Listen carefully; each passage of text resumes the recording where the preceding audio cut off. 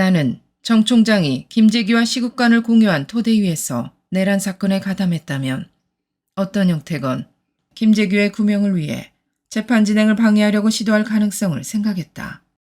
동시에 자신에 대한 합수부의 수사를 저지하려는 움직임을 보일지도 모른다는 점을 우려하지 않을 수 없었다. 그래서 이학봉 수사국장에게 이러한 가능성들에 유념해서 정 총장의 동향을 면밀히 감시하라고 지시했다. 불행하게도 나의 우려는 현실로 나타났다. 김재규를 옹호하며 구명하려는 의도에서 나온 것으로 보이는 정 총장의 동향이 포착된 것이다. 정 총장은 우선 군 인사를 통해 자신의 방호벽을 쌓기 시작했다.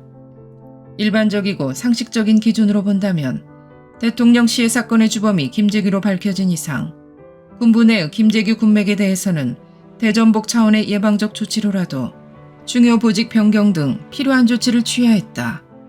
그런데 정 총장은 김재규 군맥의 핵심 장성들을 수도권 방위의 중추적 역할을 담당하고 있던 종전의 직책에 계속 머물도록 했다.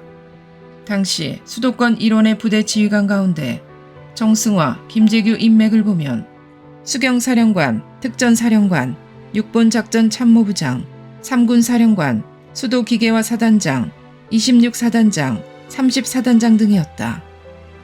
실제 이들은 합수부가 정 총장을 연행했을 때 정 총장 구출이라는 명분으로 무모하게 병력을 동원하는 등 정승화 총장을 위해 총대를 맨 바 있다.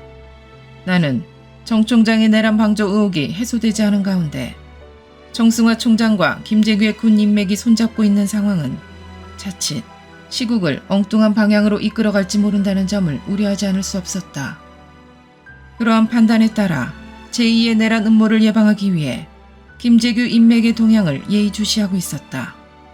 이것은 대전복 임무를 수행하도록 되어 있는 보안사의 아주 중요하고도 기본적인 직무 수행이었다. 군 인사를 단행해 자신의 군 인맥을 공고히 구축한 지 일주일이 지난 11월 24일 정 총장은 처음 열린 계엄 확대회의에서 가슴에 품고 있던 생각을 털어놓기 시작했다. 11.6 사건은 해석하나 국가와 국민 전체의 불행은 아니다. 박 대통령 체제는 잘못되었으므로 시정되어야 한다고 말한 것이다.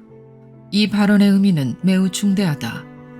박 대통령은 우리나라의 민주화를 위해 더 이상 있어서는 안 될 존재였다는 김재규의 발언과 맞닿아 있던 것이다. 김재규와 정승화 사이에 평소부터 의견 합치나 공감대가 없었다면 나올 수 없는 발언이었다. 그러자 진종채 2군 사령관, 백석주 6군 사관학교 교장 등이 박 대통령이 서거하신 지 며칠 지나지도 않았는데 그게 무슨 소리냐. 그런 말을 하려면 박 대통령이 살아계실 때 써야지. 지금 그런 말을 하느냐면서 정 총장을 공박했다. 회의 분위기가 경직되고 답변이 궁색해진 정 총장은 오찬후에 속개하자면서 서둘러 휴회를 선언해버렸다. 정 총장의 발언은 김재규가 군 검찰에서 새롭게 진술하기 시작한 대통령 시해 동기와 부합한다는 점에서 큰 파문을 불러왔다. 특히 12월 4일로 예정된 김재규에 대한 공판 개시를 앞둔 시점이어서 정 총장의 발언은 재판에 영향을 주고 김재규 구명운동을 부추기려는 의도로 해석되었다. 정 총장의 계엄 확대 회의 발언이 주목을 끌고 있는 가운데 정 총장은 11월 26일과 27일 이틀에 걸쳐 언론사 사장단 및 편집국장들과 각각 오찬 모임을 가졌다. 이 자리에서 정 총장은 보다 노골적인 내용의 정치적 발언을 했다. 김대중 씨는 사상적으로 불투명하고 김영삼 씨는 무능하며 김종필 씨는 부패한 사람이므로 새 시대의 정치 지도자가 될 수 없다. 만일 이런 사람들이 대통령이 된다면 군은 쿠데타를 일으켜서라도 이를 막을 것이다 라고 한 것이다. 이른바 삼김비토 발언이었다. 이 발언은 비상계엄 영하에서 최고 실권자인 계엄사령관이 차기 정권 지도자의 자격을 따지겠다는 의사를 밝힌 것으로 해석되어 정치권에 큰 파문을 불러일으켰다. 국회의 예산 심의가 중단되는 사태까지 빚어졌다. 특히 쿠데타 운운 발언은 최규화 권한대행 체제에 대한 정면 도전으로 간주되어 군 내부에서도 커다란 논란을 불러일으켰다.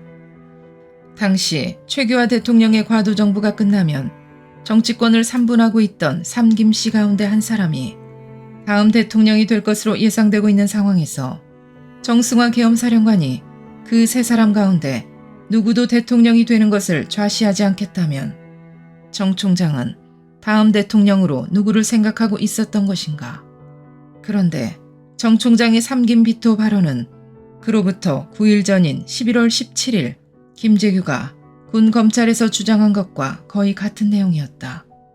김재규는 기존의 정치인 중 여권에서 대통령감이라고 생각되었던 인사는 전부 부정부패에 관련되어 있어 부적합하다고 생각되었고, 야권에서는 김대중이는 사상적 하자가 있어서 곤란하고 김영삼 의원은 일흥 출마는 할 수 있지만 그 역량을 높이 평가하지는 않았고, 이철승 의원은 당 자체에서 사꾸라시 함으로 국민의 지지 기반이 없다고 생각하였다. 그러므로 대통령 시해 후에 혼란된 전국을 수습하여 올바른 방향으로 이끌어갈 적임자는 우선 본인뿐이라고 생각하였다고 진술했던 것이다. 그러니까 검찰 조사 과정에서 김재규가 그렇게 진술했다는 사실을 보고받았을 정승화 계엄사령관의 삼김비토 발언은 김재규 주장에 발맞추어 우리나라의 민주화를 위해 적합한 인물은 김재규임을 시사하려는 의도라고 의심을 살 만한 내용이었다. 김재규의 박 대통령 시해, 그리고 그 후의 사태 전개에 관해 두 사람의 마음이 같음을 확인하지 않았다면 역시 있을 수 없는 발언들인 것이다. 훗날 정 총장은 자신의 책에서 언론사 사장단에게 그런 발언을 하게 된 심경을 이렇게 수레했다. 내가 계엄사령관이 된 이후 상황을 파악해보니 두 부류의 사람들이 문제가 되는 것 같다. 첫째는 일부 과격 정치그룹이고 또 하나는 정치에 과민한 종교 집단이다. 그들은 대화를 거부하고 혁명적 방법으로 문제를 해결하려는 사람들이다. 너무 과격한 주장을 하다 보면 용공분자들의 전략에 말려들어 그들을 위한 투쟁으로 변질되고 나아가서는 용공분자와 동조 투쟁을 벌이지 않을까 염려된다. 나는 일부 국제적 종교단체에 소련의 KGB 요원들이 위장 침투되어 있어 많은 자금이 은밀히 지원되고 있다는 소리를 듣고 안심할 수 없다고 생각하고 있다. 황공을 국시로하는 정부 방침은 어떠한 일이 있더라도 변화가 있을 수 없다. 따라서 새로운 헌법이 제정되고 그 헌법에 의하여 대통령을 선출하게 될 때도 국가의 원수가 되는 사람의 자격은 용공의 혐의가 있거나 그러한 과거가 있는 사람은 안 된다고 생각한다. 이 나라 국군의 총수요, 황공 국가의 원수인 대통령직에 공산주의자였거나 그 혐의가 있는 사람이 앉을 수 있겠는가? 내가 언론사 사장들에게 한 말의 요지는 이상과 같은 것이었다. 정 총장은 이 책에서 자신은 김대중 씨가 대통령이 되어서는 안 된다는 얘기는 했지만 김종필 씨나 김영삼 씨에 대해서는 언급하지 않았다고 주장했는데, 당시 언론사 내의 정보 보고서 형태로 정치권 등에까지 널리 유포된 정 총장의 발언 내용은 분명 삼김비토였다. 세 사람 모두에 대해 정치적 평가를 내렸다는 내용이었다. 정 총장의 삼김 관련 발언이 있던 그날 6본 검찰부는 김재규를 군법회의에 정식 기소했고 12월 4일 1차 공판을 시작으로 11.6 사건 재판이 진행되었다. 그런데 군법회의 관할관인 정승화 총장이 돌연 이재전 전 경호실 차장을 기소유예 처분하면서 석방해버렸다. 이재전 차장은 사건 당일 경호실 차장으로서의 직무를 유기한 혐의로 구속 기소되어 있는 상태였다. 이 차장에 대한 재판이 진행된다면 정 총장은 난처한 입장에 놓일 수밖에 없었다. 이 차장은 합동수사본부 수사관이 직무유기 혐의를 추궁하자 내가 직무유기를 했다면 나보다 훨씬 권한이 많은 정승화는 몇 배 더 중대한 직무를 유기한 셈인데 그러한 정승화는 내버려두고 나만 구속하는 것이 말이 되느냐고 항변했다고 한다. 그러니까 공판 때 이 차장을 심리하는 과정에서 자신이 사건 당일 경호실을 무력화시키고 수경사로 하여금 경호실을 포위하도록 한 조치들이 다뤄질 수 있다고 생각해 아예 자신의 문제가 거론되지 않도록 이 차장을 풀어준 것이었다. 이재전 차장의 석방에서 보여주듯 앞으로 김재규의 재판이 진행되는 과정에서 군법회의 관할관인 정 총장이 어떤 영향력을 미치려고 할지 우려하지 않을 수 없었다. 정 총장은 수사관에게 이렇게 진술했다.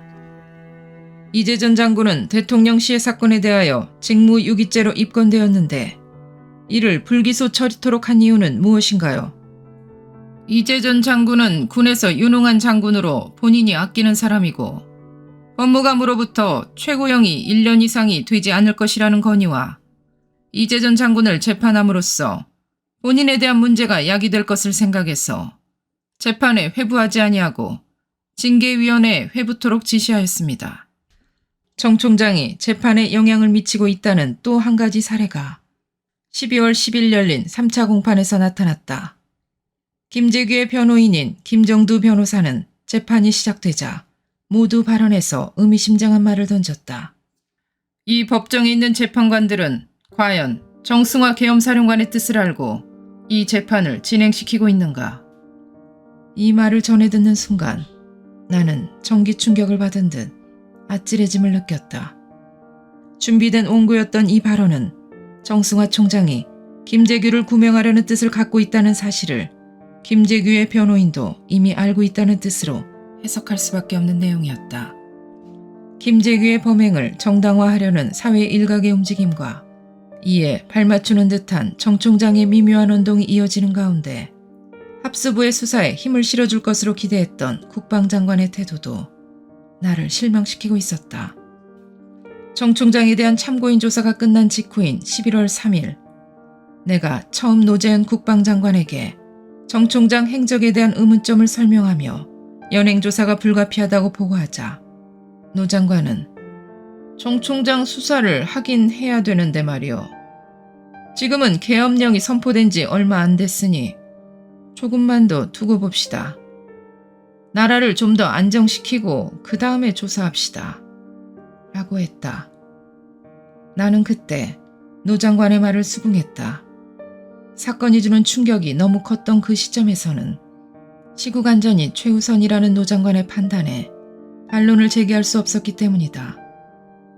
지나간 일이긴 하지만 만약 그때 국방장관이 내 건의를 받아들여 정 총장이 내란 방조 혐의를 받고 있다는 사실을 직접 최 대통령께 보고드리고 정 총장을 계엄사령관직에서 해임했더라면 사태가 순리대로 해결되었을 것이다. 계엄사령관이 내란 방조 혐의로 군부의 의심을 받고 있다면 도의상으로도 그 자리에 머물러 있을 수 없는 것이기 때문이다. 그 후로도 나는 2차례 더 노재현 국방장관에게 정 총장을 연행해서 제대로 조사할 필요가 있다는 점을 보고했다. 그런데 참 이상했다. 노 장관의 반응이 갈수록 더 미온적으로 변해간 것이다. 지금은 시끄러우니 시국이 안정되면 그때 보자고 하더니 시국이 점차 진정되는 듯하자 이번에는 지금 계엄사령관을 연행조사하면 모처럼 안정돼가던 시국이 또 시끄러워지지 않겠는가. 이런 식으로 계속 뒷걸음질 치는 것이었다. 나는 참 이상하다고 생각은 했지만 다른 무슨 속내가 있어서 그러는지는 짐작할 수가 없었다. 노 장관의 의지가 현저하게 약해질수록 내 고민도 깊어갔다. 계엄사령관을 수사해야만 하는 어려운 내 입장을 이해하고 지원해줄 수 있는 유일한 사람은 국방장관이라고 생각하고 있었고 심정적으로도 의지하고 있었다. 그런데 정작 노 장관이 거듭 연행수사 건의를 미루자 나는 최 대통령 권한대행께 직접 제가 요청을 드려야겠다고 결심할 수밖에 없었다. 나중에 알게 된 일이지만 노재현 장관의 반응이 점점 눈에 띄게 애매해져 갔던 것은 그때 이미 노재현 장관과 정승화 총장 2사람이 각자 정치적 계산에 따라 손을 잡는 과정이 있었기 때문이었다. 노 장관은 당시 막강한 권력을 장악하게 된 정 총장과 가까워지면서 정권 재창출이라는 신기루를 쫓고 있었다는 사실을 나는 전혀 짐작도 못하고 있었는데 훗날 정 총장이 자신의 책에서 이렇게 밝힌 것이다. 1979년 11월 초에 국무위원들은 현 대통령 권한대행 최규하 국무총리가 다음 대통령으로 가장 무난한 인물이라는 결론을 내리고 있었다. 노재현 국방장관은 나에게 이런 뜻을 전해왔다. 나는 이 안이 현 시점에서 취할 수 있는 가장 좋은 방안이라고 믿었다. 나는 여기에 동의하고 군은 내가 이해시키겠다고 약속했다. 노 장관에게는 국무위원들이 잘 단합해서 최규하 총리를 설득하시지요 라고 했다. 노재현 장관은 국무위원들이 자기 눈치를 살피는 듯 하다고 말하였다. 우리 두 사람은 최규하 총리가 과도정부의 대통령으로서 적임자라는데 의견의 일치를 보았다. 우리는 과도정부는 1년 전후, 길어도 2년을 넘어서는 안 된다는데 합의했다. 다음 날 노재현 장관은 최규하 총리의 동의를 얻어 국무위원들이 그렇게 추진하기로 합의하였다고 나에게 알려왔다. 대통령 후보 등록 마감일을 며칠 앞둔 11월 15일에 조찬회가 있었다. 조찬회의 주요 논제는 김종필 씨 문제였다. 공화당의 일부 강경파 의원들이 김종필 씨를 대통령 후보로 출마시키기 위해 적극적으로 나서고 있고 그날 있을 공화당 의원총회에서 가결될 것 같다는 것이었다. 나와 노재현 장관은 계엄사령관인 내가 공화당 중진 의원에게 조언을 하는 것이 좋겠다는데 합의했다. 나는 공화당 의원총회가 시작되기 전에 공화당 길전식 사무총장과 장경순 정책위 의장에게 전화를 걸어 이미 모든 정계 중진들이 최규하 대통령 권한대행을 밀기로 합의했는데 공화당이 대통령 후보를 지명하면 전국에 혼란만 초래된다. 그런 일이 일어나지 않도록 조정해달라고 부탁하였다. 그날 공화당 의원총회는 김종필 씨를 대통령 후보로 옹립할 것을 가결했고 김종필 씨는 수락하지 않는 형식으로 이 후보를 포기했다. 그 당시 나는 노재현 장관과 정승화 총장 두 사람이 그렇게까지 정치 문제에 깊숙이 개입하고 있으리라고는 상상도 하지 못했다. 하지만 정 총장이 자신의 책에서 밝힌 것처럼 그때 벌써 계엄사령관과 국방장관은 후임 대통령을 누구로 할 것인가, 과도정부를 언제까지 끌고 갈 것인가 하는 문제까지 의견을 조율해가며 권력 지도를 그리고 있었던 것이다. 이렇게까지 두 사람이 서로 손발을 맞춰가며 전국을 요리해가고 있었는데 나는 그것도 모르고 노 장관에게 정 총장을 구속하겠다고 했으니 내 건의를 선뜻 받아줄 리 없었던 것이다. 결국 두 사람은 다루기 버거운 김종필 공화당 총재가 나서지 못하도록 하고 최권한대행을 대통령으로 밀자는데 뜻을 함께하고 있었다. 최 대통령의 과도체제 이유까지를 내다보는 구상을 가지고 있었던 셈이다. 노재현 국방장관은 내각의 일원인 국무위원이니까 정상적인 경로를 통해 정치 현안에 관해 의견을 개진하고 영향력을 행사할 수 있을 것이다. 그러나 정승화 총장은 전국 비상계엄령하의 계엄사령관으로서 막강한 실권을 행사할 수는 있지만 정치에 관여할 권한은 없다. 그런데 정 총장은 당연한 듯이 과도정부의 대통령 선임 문제까지 직접적으로 개입하고 있었다. 더욱이 앞에서 언급됐지만 특정인들을 거론하며 쿠데타를 일으켜서라도 라는 말을 거침없이 토해내고 있었다. 그랬던 정 총장이 훗날 역사 바로 세우기라는 정치 보복극을 연출한 김영삼 정권의 도구를 자임하고 나서 거꾸로 12.12를 반란으로 몰고 그 대가로 재심을 통해 무죄를 받아낸 처사는 우리 현대 정치사의 가장 수치스러운 장면이라고 하겠다.